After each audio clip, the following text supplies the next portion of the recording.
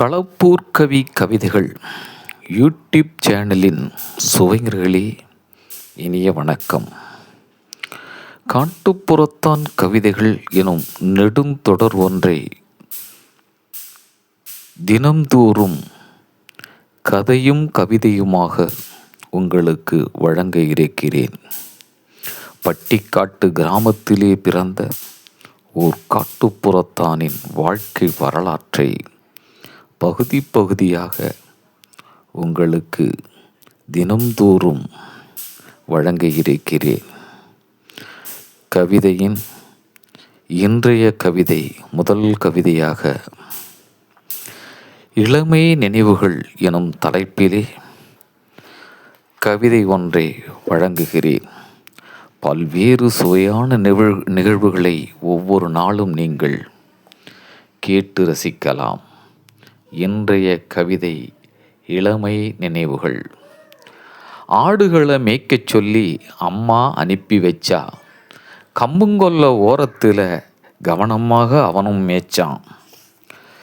கல்லேரி கரை மேலே காரு ஒன்று நிற்குதுன்னு காளிபைய பெத்ததுங்க கூவிக்கிட்டு ஓடிச்சிங்க.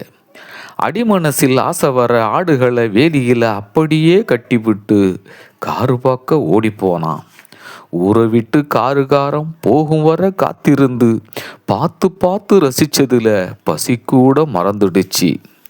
சந்தோஷம் மனசோட தெம்மாங்கு பாடிக்கிட்டு திரும்பி வந்து பார்க்கையிலே வயிற்றுல குட்டியோட கைத்துல மாட்டிக்கிட்டு ஆடு ஒன்று செத்துருச்சு.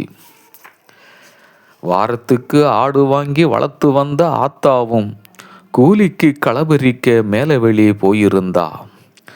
ஊருக்குள்ள சேதியின்னா தொலைபேசி தேவையில்லை. சனி மூல கோடியில் சறுக்கி விழுந்துட்டா பிள்ளையாரு மூளை வர பொசுக்குன்னு தெரிஞ்சிடுமே.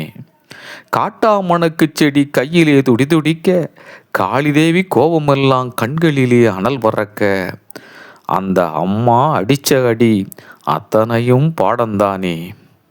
அனுபவமே வாழ்க்கையின்னு நம்புவதும் நியாயம்தானே. நன்றியுடன் கவிஞர் களப்பூர் கவி.